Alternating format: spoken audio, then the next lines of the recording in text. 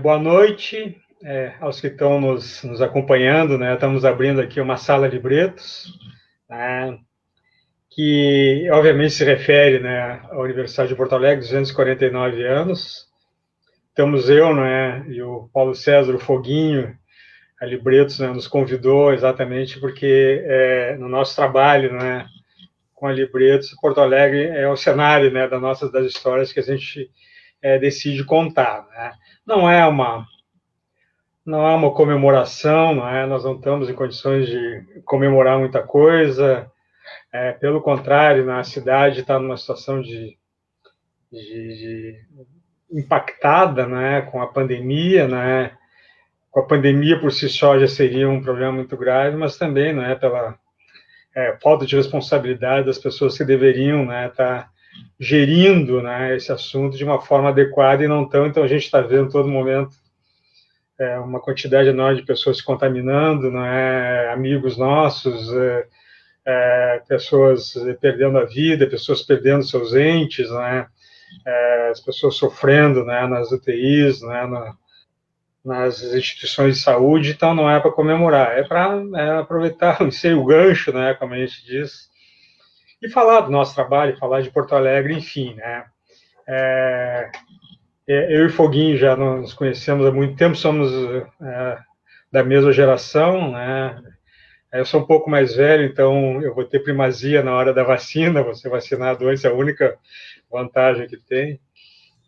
Trabalhamos juntos no Diário do Sul, uma experiência jornalística muito interessante, né, que infelizmente durou pouco, né, e ao longo do tempo a gente vai sempre se cruzando e agora estamos, né, com abordagens diferentes, mas fazendo um trabalho mais ou menos na linha do que se chamava, né, anteriormente de resgate da memória. Uma terminologia, né, que caiu em desuso, primeiro, porque era um chavão, né, completamente gasto, né? Parece que a memória está lá no cativeiro, a gente vai lá, paga o resgate, traz ela e transporta do dia. Heroicamente, né? E não é isso, é um trabalho danado, né? Trabalhar trazer a cena fatos. Às vezes a gente tem um bom conhecimento deles, né? Mas às vezes a gente tem uma coisinha de nada, o resquício, a gente tem que de reconstruir toda, né, essa história. Então eu prefiro aquela terminologia do jornalista Geneton Moraes Neto, né, um grande jornalista de televisão, fez filmes também, que trazia também fatos antigos, pouco conhecidos ou desconhecidos, né, para mostrá-los, né, através das suas reportagens, e ele preferia a denominação construção da memória, que é mais adequada, não é mais tem mais a ver com o trabalho todo, não é, que se faz. Até eu faço um parêntese. É, Todos nós, enfim, gostamos de futebol. Eu gostava muito mais do que eu gosto agora, mas a gente acompanha, enfim, né? E eu presto atenção em algumas figuras, né, que eu acho interessantes. E uma delas é o treinador do Liverpool, o alemão Jürgen Klopp. Um cara muito interessante. Eu gosto de ler as coisas que ele fala, as reflexões dele sobre futebol, sobre a vida, enfim. E esses dias faleceu o pai do goleiro do Liverpool, que é um gaúcho, né, o Alisson, jogava no time do Foguinho, jogava no Colorado. O pai dele morreu de um jeito trágico aqui, morreu afogado, né, numa sanga aqui no interior e tal. E o Klopp fez uma mensagem muito carinhosa para ele, né, com muito afeto, com muito alento, né, é muito mais profunda, por exemplo, do que uma simples condolência, e ele termina a mensagem dizendo assim: espero que tu esteja de volta conosco, né, para a gente continuar construindo memórias, né. Então tu vê, né, a nobreza que esse rapaz, o Jürgen Klopp, dá para a sua atividade, né, de treinador de futebol, construindo memórias, né. Isso eu acho uma coisa muito legal, e talvez a gente agora acho que não se fala tanto nisso, mas na época, né, Foguinho, que a gente era adolescente, entrando na vida adulta, a gente ficava com aquela coisa dos existencialistas, qual é o sentido da vida, né? Aquelas coisas, a gente sofria muito com isso. E talvez uma forma boa de ver a vida seja assim, uma constante construção de memórias, né? memórias que a gente vai compartilhar, né, com as pessoas, enfim, que a gente quer bem e tal, né? E que depois vamos nos confortar, não é? Mais quando a vida avançar um pouco mais, né? E a gente, né, nós, né, que trabalhamos com isso, a gente tem a vantagem, além de construir nossas próprias memórias, a gente também contribuir para a construção de uma memória coletiva, de uma memória da comunidade, do bairro, da cidade, né, Porto Alegre, né, mas que também tem uma dimensão, depois a gente vai falar nisso, tem uma dimensão com alcance maior, né. E então isso é uma coisa, né, extraordinária, mas que num país como o nosso, em que a memória é meia escondida, digamos assim, onde há uma força gigantesca se movendo, não para construir memórias, mas para produzir esquecimento, né? Então, é uma luta muito mais inglória, né? Que requer uma responsabilidade muito grande, né? Além, claro, do prazer que a gente sente, né? Fazendo o que a gente faz, mas essa responsabilidade vem junto e é muito pesada. Eu já estou falando demais, vou passar a bola para o Foguinho, mas colocar assim como talvez no início de papo essa questão, né, do livro reportagem, né, que eu fiz isso em alguns dos meus livros, depois eu fugi um pouco, né, dessa linha, né, mas o Foguinho segue, né, na linha do livro reportagem, buscando histórias antigas, mas buscando também coisas que estão acontecendo, né, embora as coisas que estão acontecendo em seguida viram memória. Queria que tu falasse um pouco, né, desse seu trabalho, Foguinho, desse trabalho, né, da reportagem, né, como em livro, né, e a reportagem como um veículo, né, de trazer coisas à tona, né, que dão uma riqueza maior, né, para o painel, né, da nossa vida. Tudo contigo. Tá bom. Primeiro, obrigado pelo convite, né? Saudade de ir na Libreto. É um prazer estar na sala da Libreto, porque eu tenho saudade de estar na Libreto, de subir a escadinha para a gente editar livros e fazer um trabalho novo. E essa questão do livro-reportagem, até acho legal que tu tenha colocado, porque eu sempre falo isso, e não é rasgação de seda, é o registro da verdade, né? Que a Libretos, e especialmente tu, Rafael, eu acho que tem um papel muito importante nessa retomada desse gênero, né? Que é livro-reportagem, que tu tá abandonando agora, tá indo, já trabalhando lá, se aventurando. Mas eu volto uma hora dessa, eu volto. Se aventurando com um pouco de ficção também, muito bem, muito legal, muito bem feita. Mas, assim, para mim, eu sempre fui muito jornalista, assim, eu gosto de ser repórter, eu gosto de ser jornalista, e eu acho que quando a Libretos começou a trabalhar nessa linha, especialmente com os teus livros, né, da enchente, da Rua da Praia, etc., eu acho que a Libretos mostrou que havia um público para isso, né, que o porto-alegrense gosta de se ver, gosta dessa construção, dessa memória a qual tu te referiu, e que isso era um caminho viável, né? Era um caminho era um caminho editorialmente viável, né? Então foi um pouco assim impulsionado, quer dizer, o jornalismo, o reportagem já existia antes, né? Quer dizer, que no fundo são as matérias de jornais com um tratamento um pouco mais literário, né? Isso já tem correntes nos Estados Unidos e na Europa. Mas, contemporaneamente, e aqui em Porto Alegre, realmente foi a Libretos e o teu trabalho que mostrou que isso era possível, né? Então, para mim, assim, eu sempre gostei eu sou um jornalista de texto, muito de texto, né? Muito mais do que um repórter investigativo, né? Não tenho temperamento, nem talento muito para isso, né? Então, eu sempre fui um repórter de texto. Então, para mim, partir para o livro, reportagem, foi uma coisa um pouco natural, assim, é como se fosse uma grande reportagem, né? Claro que não é só isso, né? Porque é uma outra complexidade, né? E aí eu fui atraído por esse lado, né? Acabei fazendo o primeiro trabalho, todos os meus livros são pela Libretos, né? Do livro do professor Darcy Alves, que foi ainda foi estava tateando, assim, estava ainda começando, né, que foi uma reconstituição de uma boemia de Porto Alegre dos anos 40, 50, né, que era uma coisa que não tinha tanto a ver comigo, né? Eu não tinha vivenciado isso, né? Era muito na base disso que tu falou, assim, de construir mesmo a memória, né? A partir de depoimento das pessoas que tinham vivido aquela época, né? Esse livro de 2010, e olha, eu devo ter entrevistado umas 40 pessoas e talvez um terço, metade delas, não sei, talvez já tenham se ido, né? Inclusive o próprio professor Darcy Alves, né?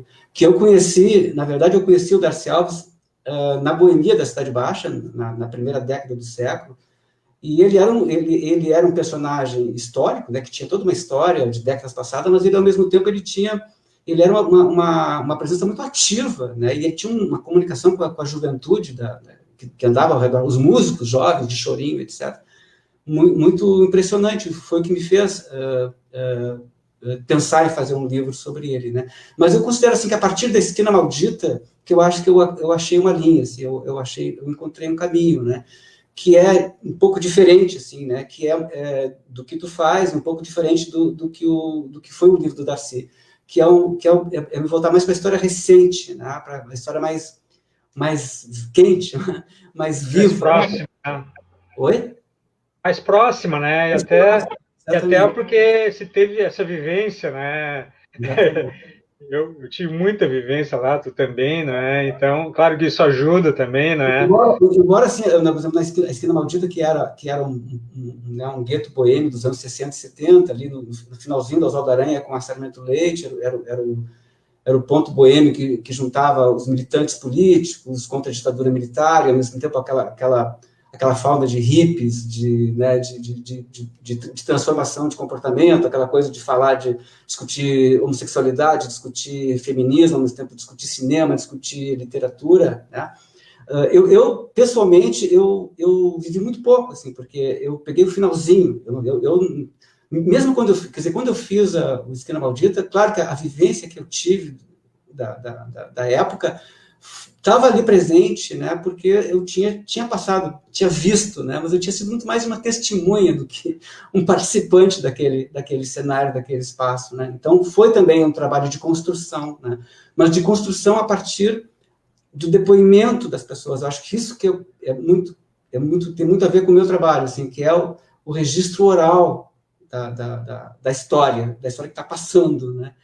E até tem um amigo meu que fala que eu sou meio arqueólogo das sombras de Porto Alegre, né? Porque eu gosto eu gosto de trabalhar também, de dar protagonismo não a personagens famosos, né? Quando eu me voltei para o Bonfim, eu não queria pegar... Claro que o cantor de sucesso, o cara do teatro, o cineasta, claro que eles também são importantes, né? Na medida que eles estão ali, mas a essência do trabalho, eu nunca quis que fosse os famosos, ao contrário, eu queria, né, as pessoas que realmente viveram mais a fundo aquele cenário, né? Eu acho legal, né? Essas pessoas, né, que tu busca, essa singularidade, né? Pessoas que não... vamos dizer, o livro Esquina Maldita tem muito mais pessoas não conhecidas do que pessoas conhecidas falando. Exato. E isso é uma coisa pensada, quer dizer, não pensada, mas era o meu sentimento, era o que eu queria. O Esquina Maldita tem 80 depoimentos, né? E outra coisa que eu acho legal, assim, do trabalho de livro-reportagem é que a gente não é acadêmico, a gente não tem obrigação de dizer, de chegar numa tese, né? O que foi a Esquina Maldita, né? Então, a Esquina Maldita, ali está posta, são 80 pessoas falando, cada uma delas tem uma vivência e uma lembrança da Esquina Maldita. Então, a Esquina Maldita é uma coisa meio multifacetada, né? Nem sei se existiu, de fato, uma Esquina Maldita. Né? Talvez não tenha existido, ou talvez tenha existido só na cabeça daquelas pessoas que estavam lá, enfim. Né? Mas, de qualquer modo, uma coisa que eu acho muito, que me dá orgulho, é o fato de que a Esquina Maldita, que era um espaço conhecido por um gueto, né, por um grupo específico de pessoas, justamente as que viveram, ou as que ouviram falar, quase uma lenda, no tempo da Esquina Maldita e tal. Hoje, depois do livro, né, e do sucesso do livro, ela foi, digamos assim, incorporada a história da cidade, de tal modo que eu vejo a Zero Hora fazer matérias, tipo assim, quando fechou o Mários, né, que era o último bar do Mários, né, a Zero Hora faz o título de uma matéria, fechou o último bar da Esquina Maldita, e não precisa explicar, quer dizer, a Esquina Maldita adentrou o vocabulário, né, do resto da cidade, né, e eu acho que a Porto Alegre deve se sentir orgulhosa de ter existido uma Esquina Maldita, né? E acho que essa coisa o livro dá uma nobreza, né, para essas coisas. Eu tenho uma história, né, eu vou fazer só um parêntese para te continuar falando. Tem um livro, né, que eu fiz junto com o Mário de Almeida sobre a história do Teatro de Equipe, chamado Trem de Volta ao Teatro de Equipe. Foi um grupo teatral muito importante, de onde saiu o Paulo José, o Pereio, Rita Lanange, um monte de gente, e que pegou aquela virada dos anos 50 para 60. E o Milton Matos, que é um dos fundadores, né, recentemente falecido, querido Milton, e a Ivete, né, a esposa dele, eram do grupo, e eles falavam para os filhos, né, falavam do teatro de equipe, né, e os filhos, tá bom, legal, tal, mas não tinham, né. No momento que saiu o livro, né, os guris lá, o Felipe e o André, realmente foi uma coisa. Então, acho que o livro tem, né, esse poder, né? Uma dimensão, né? E a mesma coisa que está falando da Esquina Maldita. Ali está o livro, quer dizer, essa experiência de uma série de pessoas localizadas naquele espaço existiu, ninguém pode dizer que não. E daí saiu o Negalu, né, Foguinho? Exato. E no caso do Esquina Maldita e da Negalu também, eram personagens que na sua época eram quase marginais, né? A Esquina Maldita era muito mal vista, né, pelos olhos do restante da cidade, né? Então, o fato de que hoje a cidade reconhece, identifica, né, e respeita o que foi a Esquina Maldita, eu acho que me dá muito orgulho, assim como eu tenho orgulho de ter feito o livro sobre o professor Darcy Alves enquanto ele era vivo, ter feito uma homenagem a ele e ter visto a alegria nos olhos dele quando foi lançado o livro no Parangolé, lá do Seu Cláudio. São coisas assim que... Isso é compensador, né? A gente poder ter tido essa possibilidade, né? Eu senti isso com o livro de teatro de equipe, com o livro de teatro de arena também, né? É importantíssimo, né? Do Jairo, né? Eu senti essa coisa, assim, puta, é uma coisa importante.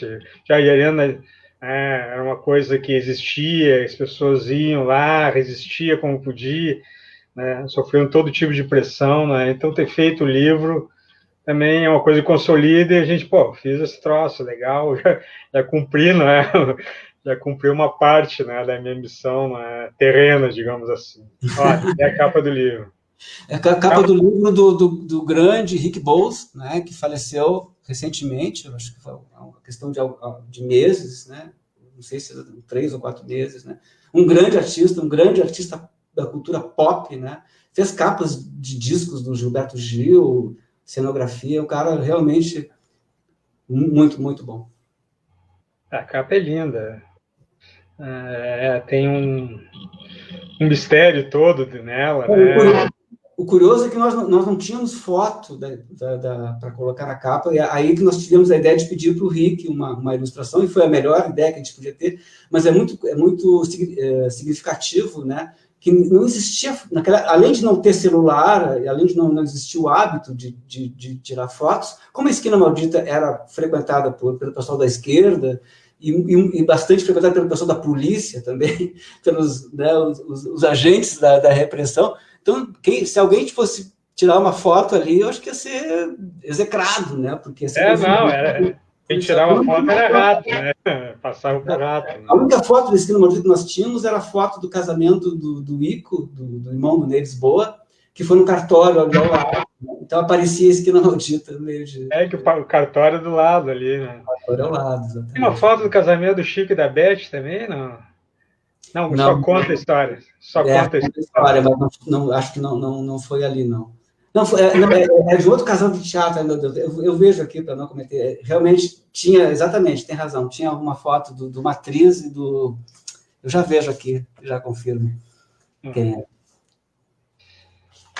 E também é uma coisa assim que também chama a gente parece que o trabalho é localizado, não é? Parece que o trabalho aí voltamos naquela máxima que é toda hora também referida do Chekhov para falar do mundo, fala da tua aldeia, né? E que a gente é tão batido que a gente acaba não se dando conta, né, da profundidade que tem, né, essa colocação, né, e que não é uma coisa reducionista, pelo contrário, é uma coisa que dá uma dimensão, né, para as coisas, parece uma coisa localizada, e que eu acho que teus livros têm, os meus têm, de certa forma também, embora todas as histórias sejam meio por aqui, né, mas essa possibilidade, quer dizer, as histórias elas têm valor independente do lugar, né, onde elas se passam, né, e o lugar que, claro, que para aquele lugar talvez tenha algumas coisas mais conhecidas. Por exemplo, eu estava vendo essa série do Scorsese com aquela humorista, né, a Leibovitch, né, a gente acha muito engraçado, mas talvez lá em Nova York eu acho muito mais engraçado, porque muitas coisas a gente perde, né? Então isso sim, as pessoas aqui podem entender melhor, mas a dimensão do trabalho ela tem, quer dizer, um cara vai ali em Paris, né? E, pô, Esquina Maldita, pô, isso aqui é um lugar que assim, nesse período, década de 70, as pessoas agiam assim, se comportavam assim. Então isso tem essa dimensão também, não é? De universalidade, embora localizado, né? Não Isso, o casamento da Esquina Maldita era do Gilmar Messias e da Lourdes Eloy, que realmente tem uma foto, mas a gente é uma foto na frente do Alasca, mas não dá para, tem só a grade, não dá para identificar, né, Não tinha foto, não. Não tinha foto. Aliás, também eu, por exemplo, tenho essa coisa, né, da foto do celular, mas eu tenho pouquíssimas fotos, né, da minha adolescência. Eu tenho foto de criança no Natal da família, não sei o quê. Tem uma foto da formatura do ginásio, mas a gente não tirava foto, né? Não tirava foto toda hora, né? Era uma coisa que estava, né? Hoje em dia as pessoas, por exemplo, estou vendo um show, preferem tirar foto do show do que curtir o show. Já tem piada sobre isso, né? Mas a gente não tinha foto. Claro, tem essa coisa da repressão também, né? Mas não era comum tu estar num bar e tirar uma foto, mesmo que fosse um bar com outra característica, né? Ninguém tirava, menos que seja aniversário de alguém, um grupo de amigos, todo mundo bebunto, tira foto, senão não tem, não era uma coisa. Teatro, né? Não era uma coisa comum.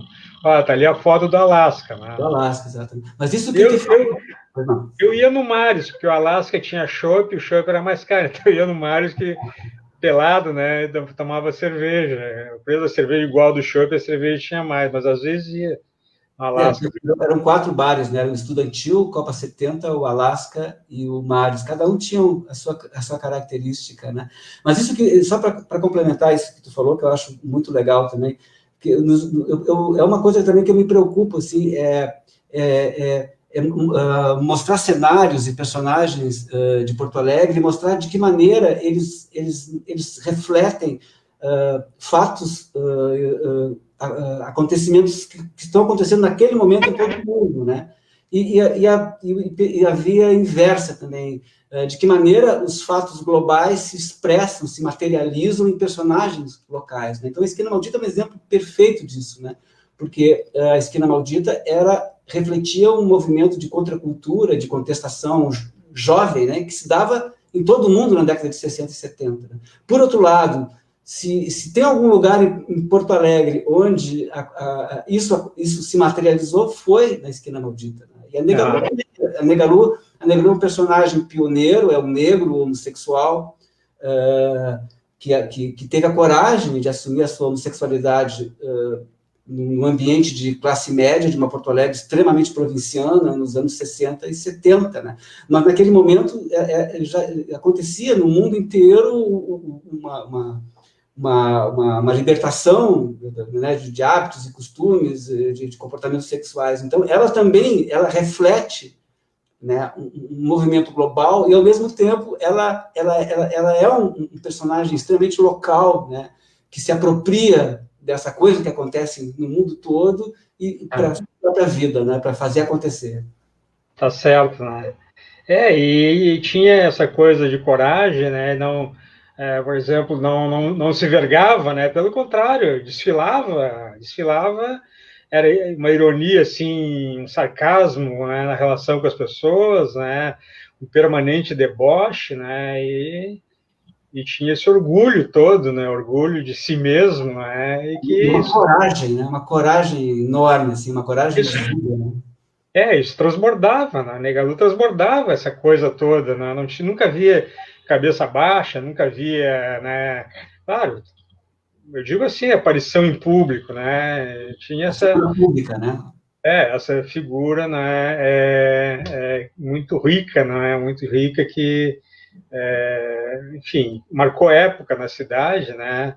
Mas ficava ali, talvez, nas pessoas que conheceram, que frequentavam, aí também voltando àquilo. Quando sai em livro, né? Muitas pessoas que não conheciam, né? Pô, mas quem é essa pessoa, né? Que nesse período, né? Período de repressão, período, né? Que a homossexualidade era uma coisa clandestina, né? As pessoas não assumiam, não assumiam nem para si mesmo, né? Quanto mais em público, essa figura aparece, né, para muita gente e entra, né, definitivamente. É um personagem extremamente carismático, assim, né? É um personagem, é incrível, assim. A Negalu, ela realmente, ela é um personagem que carrega, assim, muita energia e ela tem muito a ver com essa Porto Alegre né, que surgiu, que emergiu dos anos 70, 60, 70, 80, né? E que até outro dia eu estava participando lá do sarau, né, elétrico lá com o Fischer e com a Kátia, e a Kátia estava dizendo que quando a gente vivia um tempo que a gente tinha uma ideia de que estava tudo melhorando, né? Que as coisas todas estavam caminhando assim para ficar um mundo cada vez mais justo, mais bonito de se viver, né? E nesse sentido, assim, ela realmente foi uma pioneira, porque até antes da pandemia, né? A gente, hoje em dia a gente vê casais, meninos, casais de garotos em locais públicos, pelo menos em alguns, na Cidade Baixa, né, que é um bairro boêmio, né, andando de mãos, namorando, quer dizer, coisa que, imagina que nos anos 60, 70, isso era inadmissível. Isso, dois homens ou duas mulheres andassem de mãos dadas, possivelmente alguém chamaria a brigada militar e acabaria na delegacia de polícia, né? Então, 30 anos antes, personagens como a Negalu foram muito importantes, né, para que a sociedade pudesse evoluir no sentido, né, de ser mais tolerante, no sentido de ser, no final das contas, de afeto, né, mais do que a questão da sexualidade, a questão da manifestação do afeto, né, da liberdade do afeto. Então, é uma pessoa importantíssima, um personagem muito, muito importante. A gente está recebendo, né, muitos comentários aqui de pessoas, né, pessoas amigas. Vi aqui a participação do eterno prefeito, eterno governador Olívio Dutra, né? Mestre companheiro Rafa, que bom vê-los e ouvi-los, tu e o prezado Paulo César Teixeira, né? Então, é uma honra, né, para nós ter o mestre Olívio, né, como gente, né, do nosso papo, né? Gente qualificada, né? Puxa vida. É verdade, né? E outras pessoas também, a Laura, o Marco, o Dudu, meu irmão, também está ligado, a minha cunhada, a Flávia, também muita gente vendo, né? Então, que bom, né? Pelo menos a gente não pode se encontrar pessoalmente, mas nos encontramos nessas situações, né? Mas eu falei, não é, que eu parti dessa coisa do livro reportagem, né? E tem um livro, que é o livro de Chá de Arena, que até ganhei um prêmio bem legal, que foi uma experiência, né, coisa da grande reportagem que tu falou, e a grande, primeiro no tempo que a gente tem para fazer, né, um tempo grande, o espaço grande, né, para poder escrever bastante, né, para poder fazer uma edição, né, bacana e tudo mais, né. E então o livro reportagem, eu acho que tem esse encanto, né? A gente faz reportagem, mas não tem a coisa do tamanho, não tem a coisa, né, e escreve bastante, esgota, ou tenta, no máximo, esgotar os assuntos. Então, nesse sentido, né, tem essa vantagem. Tem uma experiência, né, de revistas com aplauso e tal, né, que tinha um espaço bacana às vezes, mas o livro é outra coisa. O livro, né? E eu na verdade, eu saí um pouco disso porque, no fim, as minhas histórias acabam sendo mais antigas, né? E eu comecei, quando eu me deparei com a história do trajeto da Rua da Praia, aquele assalto, né, cometido, 4 russos anarquistas, né, fugindo pela cidade, balearam o cara lá e cria todo um tumulto. E eu nunca tinha escrito um conto na vida sequer, né, e achei que se prestava para uma narrativa próxima de uma novela, de um romance, né, porque a história é muito rica, né, ela é uma história de faroeste em Porto Alegre, né, e num período, não é, de domínio completo, né, do positivismo, do Partido Republicano Rio-Grandense, que extrapolava a questão política e entrava também na coisa do comportamento, né, com instruções de conduta para as pessoas, né, através da cartilha positivista.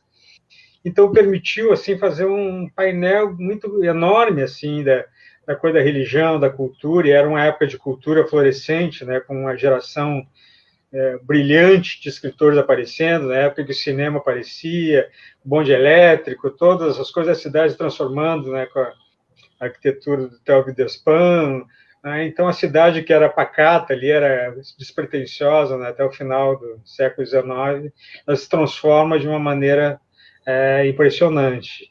E essa história em si, ela tem também esses elementos todos, né, de estrangeiros, de medos, né, e que me permitiram, e acabei também fazendo outras coisas, né, depois do Dama da Lagoa, né, que aí pega uma outra época, que pega a época da guerra, né, a história se passa num núcleo, né, de moradores de origem alemã, então a guerra interferia muito, é um crime, quer dizer, no Estado Novo, a polícia aparelhada tinha que resolver logo para evitar que se criasse uma comoção pública, né, em torno desse crime que aconteceu na alta sociedade. Então, essas histórias, como foram ficando muito antigas, né, eu abandonei um pouco a coisa do livro-reportagem e fui fazer uma coisa mais tentando, né, ligada à literatura. E o desafio, né, de a gente se transportar para essas épocas, né, se transportar literalmente, andar pelos lugares onde ainda restam arquiteturas, né, tentar ver como é que aquela coisa funcionava, a sociedade daquele período, e como também são crimes, né, como é que esses crimes impactam, né. Então, acabei seguindo... Qual é a sensação que tu tem? Porque quando tu parte para misturar ficção, né? Na verdade, assim, tu passa a criar peças de ficção ambientadas com um ambiente histórico, né? Como é que é porque tu é um jornalista, muito jornalista, né? É uma sensação claro, é um desafio, né? Mas como é que é? Fico curioso de saber. Assim, na verdade, vamos dizer, mais ficção mesmo, eu usei nesse livro, 1935. Aí é uma história ficcional que dialoga, né, com fatos reais, dentro daquele ambiente, né, da exposição Farroupilha, mas o núcleo da história, o núcleo ficcional. Os outros não, né, o Trajeto da Rua da Praia eu procurei ser fiel, mas é claro, ali aquela coisa, né? Tu pega uma disputa, né, de versões de jornal e transforma num diálogo, mas o conteúdo da história é real, né?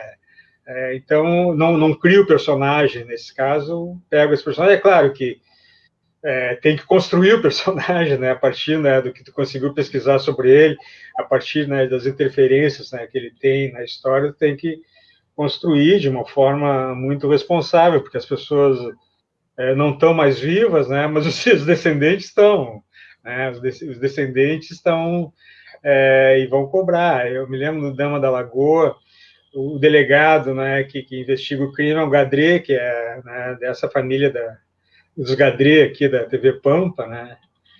E o delegado, ele fica bem na história, mas às vezes ele fica mal na história, né? Porque há uma disputa de versões e tal. E uma filha dele, né, numa sessão de autógrafo, a primeira lá, e falou isso: olha, eu vi ali a descrição que fez meu pai, e parece que eu estou vendo ele. Então, essas coisas... Legal. Muito legal isso, né? Por exemplo, no livro Tragédia da Rua da Praia, eu usei uma pessoa real como narrador, que é um médico chamado Carlos Penafiel. E também apareceu um sujeito, o seu Torelli, que é uma pessoa que lida com música clássica, e conheceu o Penafiel no Rio de Janeiro. Depois de Penafiel, né, virou meio da turma do Getúlio e ganhou um cartório lá no Rio, então passou a ter um cartório e veio no Rio até o resto da vida. E esse cara conheceu o Penafiel e disse, olha, ele tá bem parecido, o temperamento dele e tal, então, mas é uma coisa arriscada, né, arriscada, a gente faz, né, e depois fica um pouco, assim, temeroso de que isso vai ser... Outra coisa, né, no Espião que aprendeu a ler, fala do delegado Plínio Brasil Milano, que foi o cara que perseguiu o espião, né, que perseguiu e prendeu o espião. É um policial implacável, né, mas, enfim, uma pessoa muito... um policial a favor das técnicas científicas de investigação, não era um policial... E também, né, a família, quando lê o livro, não, homenagem e tudo mais, né. Tem algumas partes meio delicadas ali, né, em função de tortura, não por parte dele, mas por parte do outro delegado que investigava, mas não... então, é uma coisa arriscada, mas aí que eu falei no início, né, da nossa responsabilidade, né, de quando trata de uma coisa assim, com essa dimensão, né, saber o que a gente está fazendo, não se deixar levar por uma simpatia ou uma antipatia, né, tu pega um personagem, uma história, pô, esse cara aqui é o cara, e daí parece que o outro, né, tu tem que criar uma coisa negativa, como na ficção, e é isso, né, na ficção tu bota valor, né, na pessoa que vai ser o herói e bota menos valor do que é o vilão, se bem que hoje em dia não tem sido bem assim, isso é mais na ficção mais antiga. Mas, e também os personagens que eu falo, ninguém é bonzinho totalmente, ninguém é bandido totalmente, as pessoas estão agindo, né, de acordo com aquelas circunstâncias onde elas estão metidas, né. E... No caso do Esquina Maldita também eu vivi um pouco isso, assim, porque tratava de assuntos delicados, né, que era sexualidade, drogas, né, de uma geração que tinha feito isso lá atrás, né, alguns desses personagens eram até ministros, né, tinham sido ministros, ou eram professores universitários, ou eram advogados, né, então foi uma coisa tensa, assim, mas também não, olha, foram 80 pessoas entrevistadas e não houve também nenhuma reclamação, então eu acho que... mas isso eu vejo... mas isso eu vejo no teu trabalho, assim, também no Esquina Maldita, mas mais no Rua da Margem, assim, na maioria das vezes são pessoas que nunca deram entrevista na vida, né? Mesmo que sejam pessoas mais descontraídas, que falam mais, pô, como é uma entrevista, vai ser publicada, a pessoa se tranca, né? Normalmente uma coisa, né? E então é necessário um trabalho de sedução, né? O entrevistador tem que seduzir o entrevistado, né? E dessa sedução ele criar, não é uma relação, né? Uma relação de confiança, né? Que depois vai se transformar numa relação de cumplicidade e que é baseado, né, na confiança, né? Quer dizer, tu tá tratando o cara, tu tá amolecendo ele, tá fazendo o que ele fale, talvez mais do que ele gostaria, né? Eu acho que tu faz muito bem isso, né? Mas é uma relação de confiança, não pode ferrar o cara depois, o cara, pô, confiei, o Foguinho veio aqui, veio me entrevistar e depois me deixou mal, né? No Esquina Maldita teve apenas uma pessoa que pediu para ler, né? E eu prontamente aceitei, porque realmente falava de coisas, né? Mas não houve mais problemas, né? Pois é. Agora dos teus livros, eu acho que um dos clássicos, assim, é o da enchente, né? Eu acho assim que é um... Né? A gente fala da enchente de 41, né? É o teu livro, assim, né? Que é uma fonte, assim, e que conseguiu contar essa história para um grande número, né? Para um contingente muito grande de pessoas, né? Uma história que que é emblemática da cidade, que foi traumática para a cidade, né? Que tanto temos agora, temos o muro da Mauá, que é um pouco fruto desse temor de que uma tragédia como essa se repita, né?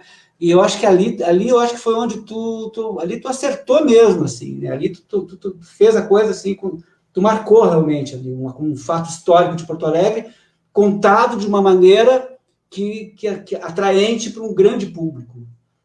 Esse livro ele tem uma história, na verdade, né? Eu nasci 15 anos depois, mas peguei o rescaldo da enchente, molhei os pés, vamos dizer assim, que era o bullying, né? Da bobada enchente, qualquer coisa, a bobada enchente, né? Que era o bullying da época. E eu, assim, passava os sábados ali na casa da minha tia-avó, que era na subida da Duque, e aí, a água veio até aqui e tudo mais, então a enchente sempre teve presente, né, desde a infância. Mas a minha ideia inicial era fazer um álbum de fotografias. Eu ia pesquisar outras coisas e via as fotos, né, as fotos muito bonitas de vários autores e que mostram, né, uma parte da cidade que ainda existe, né, e a cidade, né, que parecia as prédios, que parecia aquela coisa grande, estão derrotados pela força da natureza, né, da água que invade e tudo mais. Essa coisa me. Mas era um álbum de fotos, queria botar as fotos, botar uma legendinha assim, e daí eu vi que não tinha nada escrito, né, sobre enchente. Fiz um projeto para o FUNPROARTE, aliás, né, o FUNPROARTE também é uma coisa importante, né, no nosso trabalho, né, e espero que agora volte o novo secretário, prometeu trazer de volta, e aí fiz um livro, pesquisei bastante mesmo, fui em tudo que é lugar, né, fui lá na meteorologia, enfim, eu só não consegui uma coisa que eu queria, que era pegar. Aí não tive tempo, né? O prazo era estreito, não consegui pegar histórias, né, de pessoas, até porque são pessoas também que já, né, aí teria que pegar de descendente, já não é a mesma coisa. Mas esse livro, eu falei para a minha editora, para a Clô, vamos fazer 1.000 exemplares, ninguém mais lembra dessa enchente, né? E vendeu 1.000 em uma semana. E a gente editou mais 1.000, acho que 1.500, e em 2 meses já tinha vendido. Agora acho que está indo para a 5ª edição e continua vendendo porque os jovens, né, compram por seus pais, porque ouviram, os pais compram por seus avós, porque ouviram as histórias. Então, ele está sempre, né, ele também é um livro com preço acessível, porque ele é um tipo de um álbum, né? Então, está sempre vendendo, é impressionante. E agora vai fazer, né? Vai fazer agora 80 anos, né, da enchente. Agora, se for pegar de quando ela começou mesmo, a chuva vai ser 22 de abril, digamos assim. Agora, mês que vem. Então já tem pessoal de jornais está me procurando já, porque estão preparando, né, edições grandes, né, relacionadas com a enchente, e o muro, né, e o muro. Eu tive a sorte, né, de, através de um engenheiro, né, que é pai de uma jornalista, colega nossa, ele tinha guardado esses mapas, aqueles mapas que tem no livro, que são as alternativas que tinham sido pensadas na época para proteger a cidade, né, de uma nova enchente com aquela dimensão. E esses mapas, eles eram mapas do DNOS, e esse engenheiro era do DNOS, o Departamento Nacional de Obras de Saneamento, que foi extinto, né, no governo Collor. Rapidamente acabou o DNOS, fim de papo. E esse cara chegou para trabalhar lá e estava todo mundo foi embora e tudo mais, né? Tudo revirado. E ele teve, né, a sabedoria de guardar esses 3 mapas. Então, eu tive essa sorte, né?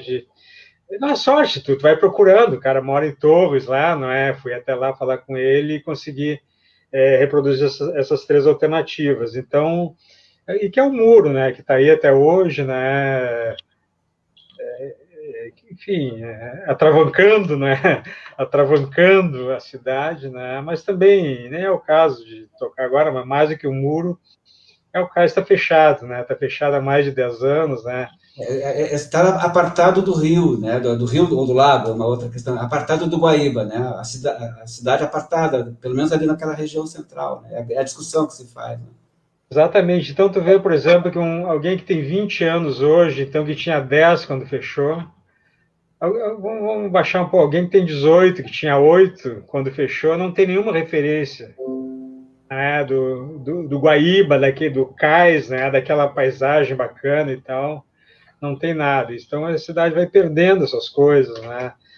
A cidade de Porto Alegre tinha uma série de características, né, peculiares, digamos assim, né, enfim, cada cidade tem o seu jeito de ser, e eu tenho medo, eu temo que Porto Alegre esteja perdendo, né, Sua essência, sua alma.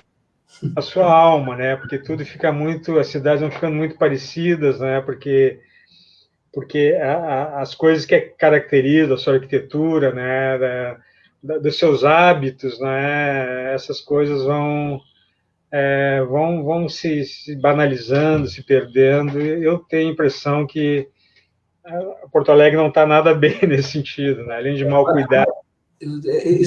Isso que tu fala das imagens, né, da enchente, existe o estranhamento, tu vê uma paisagem extremamente familiar, né, por exemplo, o centro da cidade, numa circunstância absolutamente extraordinária, né, tem fotos que ali essa foto, por exemplo, a gente, ao mesmo tempo que a gente reconhece a cidade, a gente estranha aquela cidade porque está numa situação diferente. Uma coisa que sempre me fascinou, e aí eu venho para o Rua da Margem, né, que é o Rua da Margem, na verdade, é um livro que é feito com matérias que saíram no site, no portal Rua da Margem, que eu lancei com a minha filha, Luísa Rosa, em final de 2017. A gente lançou um livro no final de 2019, pela Libretos, né, que tem uma seleção de matérias do portal, que é um portal voltado para Porto Alegre, né, tanto para a história quanto para personagens contemporâneos e espaços contemporâneos de Porto Alegre, mas ele tinha, assim, na abertura, no meio e no final, na abertura, eram 3 capítulos, né, grandes capítulos, na abertura de cada um deles tinha 3 matérias inéditas, né, que eram personagens icônicos da cidade, de uma época da Cidade Baixa, em que o riacho, o arroio dilúvio, ele, antes de ser retificado, né, aquele processo, até em função da enchente também, que é um resultado da enchente, né, aquela região da Cidade Baixa, o arroio dilúvio, ele passava por trás ali das casinhas da João Alfredo e vinha desembocar aqui na Ponte de Pedra, né, e então, nos anos 50, houve um processo longo, demorado, de retificação do arroio, e se criou a Avenida Ipiranga. Mas uma coisa que sempre me fascinou foi essa transformação drástica da paisagem, né, do cenário, da coisa física da cidade. Né? Que cidade era essa que havia antes? Né? Um arroio que passava no quintal, no pátio das casinhas ali da Cidade Baixa. Quer dizer, que coisa maluca devia ser isso. Né? E o livro tem três matérias com 3 personagens, né? O Barão da João Alfredo, que é um senhor que é dono, imigrante italiano, né? Aliás, ali é uma região, né, a Cidade Baixa povoada por descendentes de escravos negros, imigrantes italianos e judeus, né? E ele dá um depoimento de que ele era criança, né, que ele vivia João Alfredo ali. Também outra pessoa, o Celso, que viu o aterro, ele era criança, ele viu o aterro do Guaíba sendo em pleno processo, né? E também um outro senhor, também, o José Alberto Maineri, que é um outro imigrante italiano, inclusive faleceu. Quando o livro saiu, ele tinha falecido, ele se matou até, ele acabou se suicidando, porque ele estava viúvo, muito triste. Ele amava muito a esposa e tal, estava viúvo e estava doente e tal, mas uma pessoa também muito, muito doce, extraordinária também. Então, isso sempre também, a mudança física da cidade, né? Foram foi uma grande revolução da paisagem, da área central da cidade, né? Com essa retificação do arroio dilúvio, né? Retificação, e antes a Avenida Borges, né, que Porto Alegre subia ali até lá em cima, né, e depois era um morro enorme aquela região, né, e aquela parte ficava de uma ruela, né, era uma ruela que era, e que era Paranhos, né? E depois fizeram a obra que ligou o Norte e o Sul, né? E então, por exemplo, aquela parte a água vinha lá do dilúvio, passava por trás das casinhas ali, né, da João Alfredo, passava por trás do Pão dos Pobres e Exatamente. seguia ali, né, pela ponte de pedra até. E era um caminho, as pessoas andavam de barco para ir para o centro, né? E barcos que levavam mantimentos, né? Levavam hortifrutigranjeiros e tal.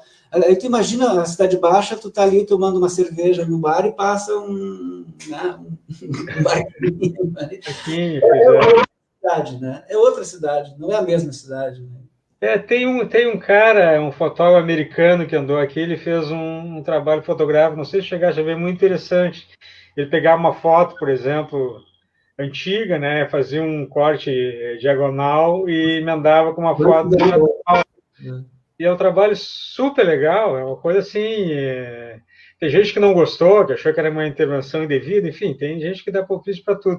Mas para mostrar essa transformação é uma coisa visual, não precisa nem escrever nada. Tu mostras a foto preta e branca, ou a sépia, né, que vai se transformando, né, essa obra de engenharia que fizeram, que foi a retificação do Arroio de Lume para criar a Ipiranga, já mostra o espírito que comanda a cidade, né? Não tem pena nenhuma de transformar, de botar abaixo, né, eu acho um pouco...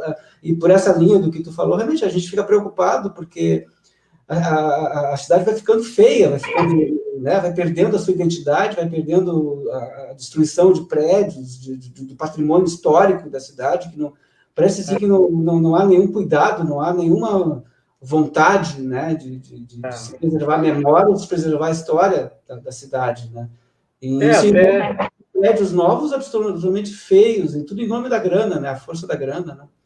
Até agora, a administração que assumiu agora, eles estavam fazendo um decreto para colocar o escritório de patrimônio histórico, tirar da cultura e ir para aquele gabinete de secretaria de desenvolvimento econômico, aquela coisa toda, quer dizer...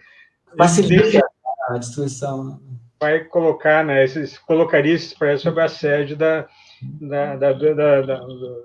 poderosa construção civil, infelizmente, né, isso foi... Aquelas coisas que vão tramitando meio secretamente, né, até que alguém olha, então se criou uma grita e não foi feita, mas é o assédio permanente, né, o assédio, por isso que eu digo, né, essa coisa de a gente trabalhar com memória, né, num lugar onde a memória não só não é valorizada, mas existe uma força, um campo magnético querendo produzir o esquecimento, né? E essas coisas fazem parte, né? Derrubar os prédios fazem parte, né, do processo de esquecimento, né?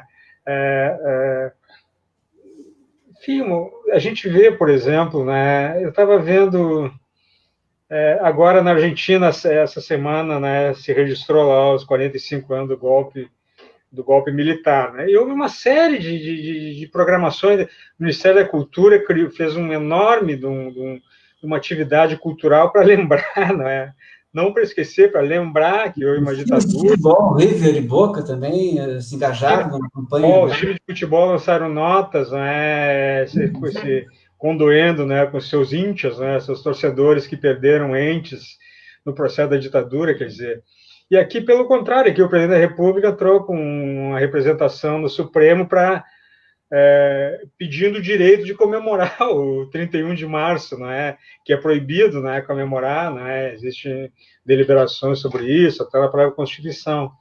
E a própria presença, né, do presidente demanda, quer dizer, revela, né, todo esse processo de esquecimento que foi feito, né, a ponto de se criar uma narrativa para muitas pessoas positiva, né, da ditadura, que é né, em qualquer lugar do mundo. Na Argentina não há como aparecer um candidato que defenda, né, a ditadura, no Uruguai não há, no Chile não há, entende?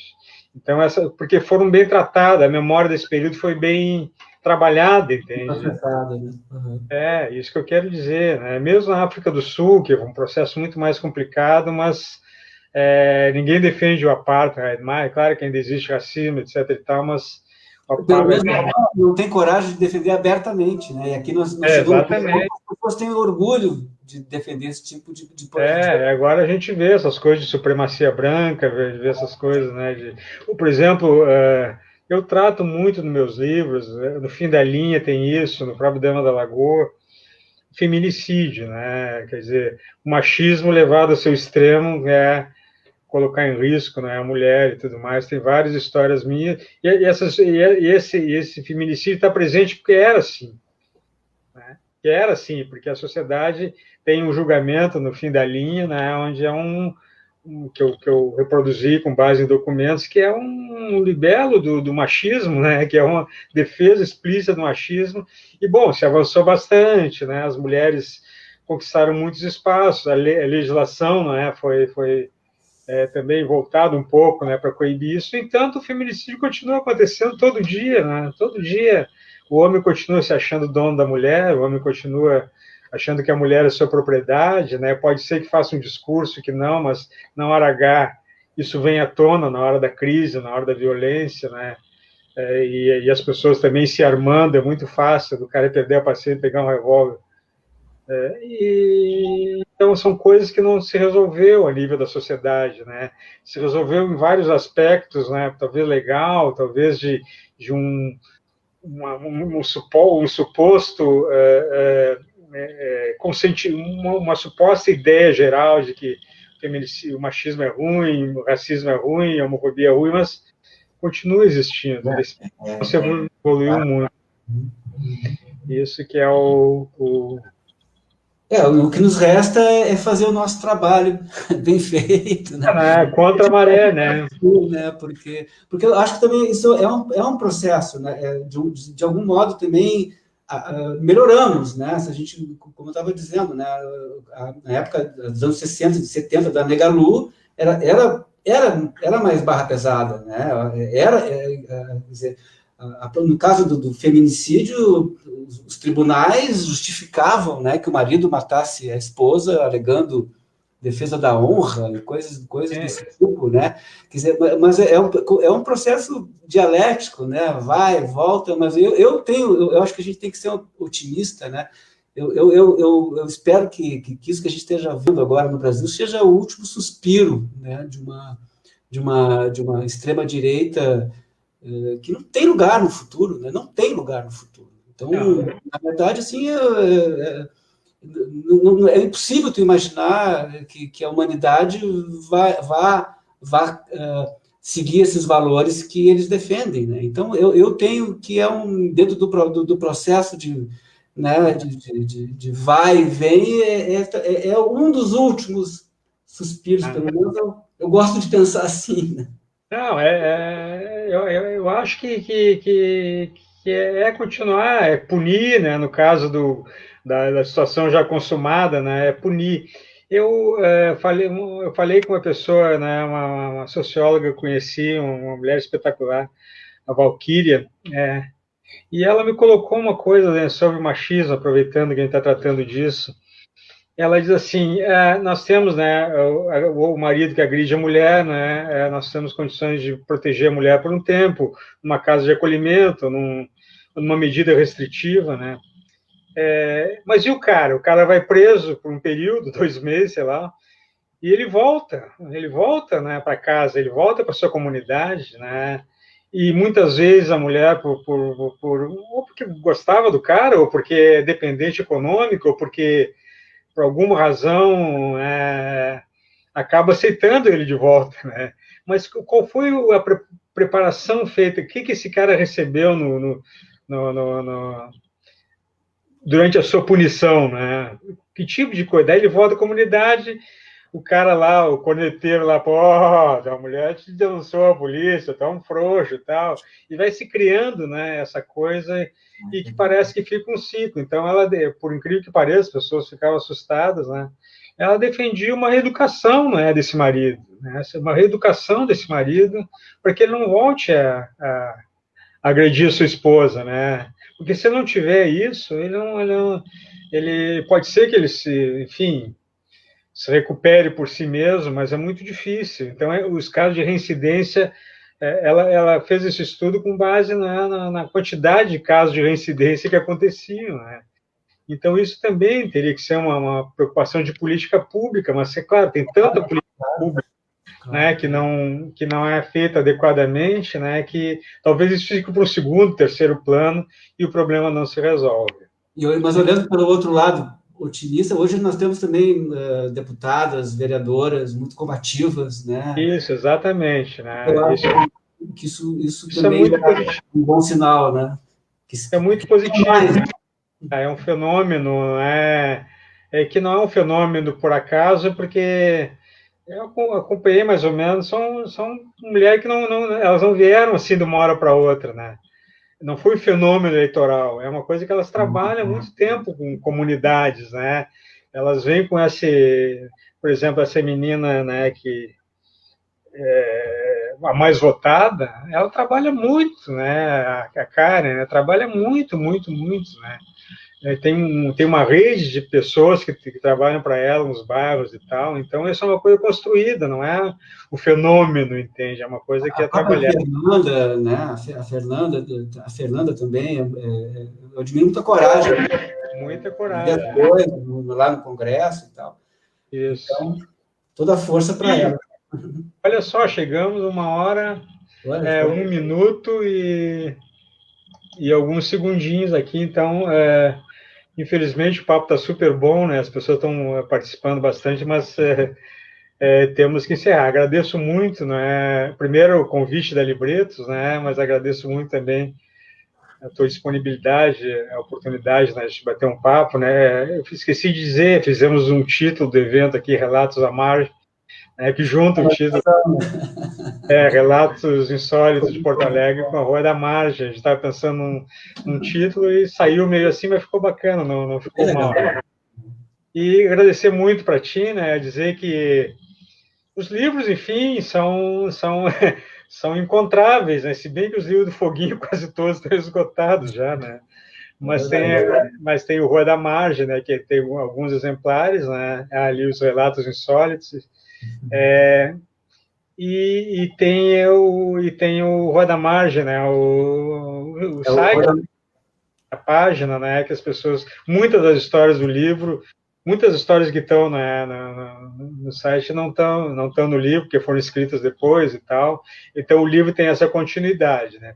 E os meus livros também, então, alguns estão esgotados, mas alguns já foram, né, feitas novas edições, então vocês podem procurar, né, no site da Libretos, estão nas livrarias também, os livros do Foguinho que ainda restam também, mas podem ser procurados no www.libretos.com.br, né? E a gente é bom querer, se gostaram do papo, né? Se não conhecem o nosso trabalho, então conheçam, né? E é isso, né? É isso, agradecemos, né, a audiência, né? A audiência qualificada, né?